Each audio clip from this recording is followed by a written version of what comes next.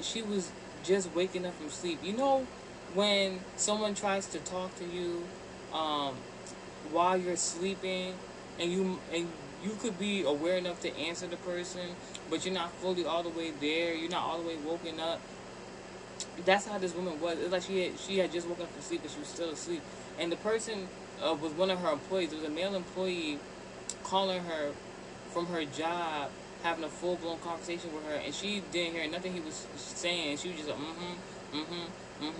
until, unbeknownst to her, her manager from her job, the GM is what you would call it, general manager, asked the other employee, the male employee that was talking to her, if he could speak to the woman that was on the phone that was basically half asleep. And when the general manager got on the phone, I don't know if the scenario like, you might work with somebody, and then you or the other person might not take each other seriously like that, like, oh, you're just another employee, who do you think you are? And then, but when the general manager gets involved, they're like, oh, you woke then, you awake then, you ain't sleep then, you hear everything he's saying then. The guy basically was like, while the woman was in bed, supposedly asleep, or sounding as if, he was like, can you please, the GM was begging, can you please come, can you please come to work? Like, they were short staffed and stuff like that. And the woman agreed. So there's something about like, money versus your health. It shouldn't be that way, but it's like prioritizing what's more important for you.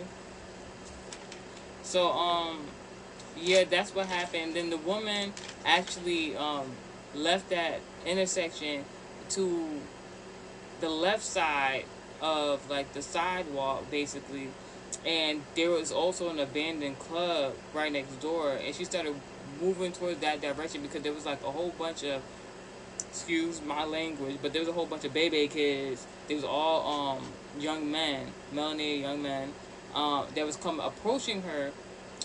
They was just goofing around, playing around, stuff like that. But God was telling her, use your discernment. Don't fool around with these people. I don't know if you might know like some neighborhood kids that's in a gang. I don't know if you might know some people's gang affiliation, but these are like little kids. I ain't gonna. I don't know, like, you live in an urban environment, something like that. It's like, I like, use your discernment.